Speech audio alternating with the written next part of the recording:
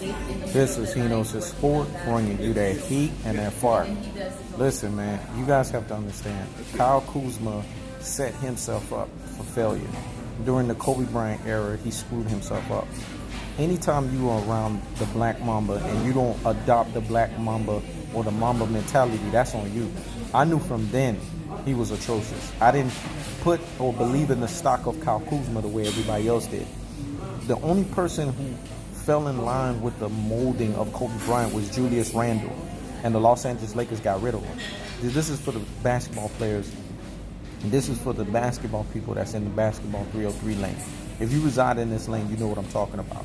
Julius Randle was a favorite of Kobe's because he challenged Kobe one-on-one. Even though he got thrashed up, he wanted to take on the Mamba mentality, and the Lakers got rid of him at a time that they actually needed him. This game that they played against the Lakers, could you imagine if they had Julius Randle in place of a Kyle Kuzma or in place of a Brandon Ingram, in place of a Lonzo Ball? I never followed stock in any one of those guys. I knew that they were overrated. Lonzo Ball, Brandon Ingram, and freaking Kyle Kuzma. I never believed in it because Kyle Kuzma to me was an inconsistent player.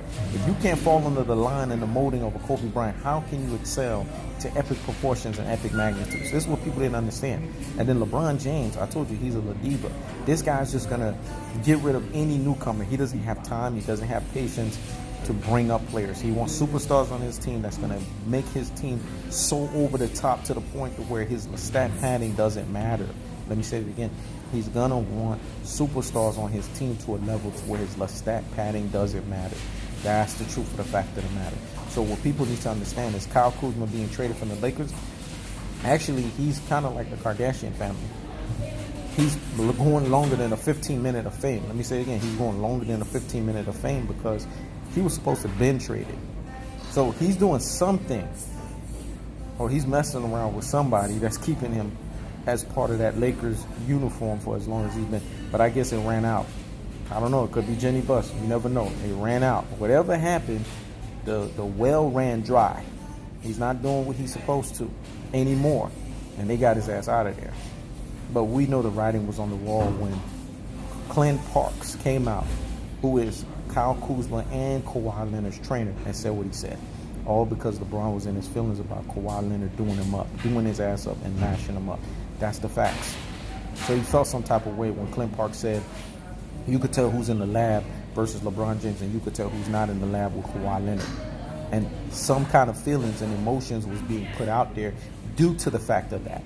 So the truth of the fact of the matter is Kyle Kuzma was going to get traded because he didn't come out, follow the tweet with call a spade a spade. Let me say it again, call a spade a spade. You don't want to say that on a team that has the team obliterator on it, because he's going to obliterate everyone off of that damn team.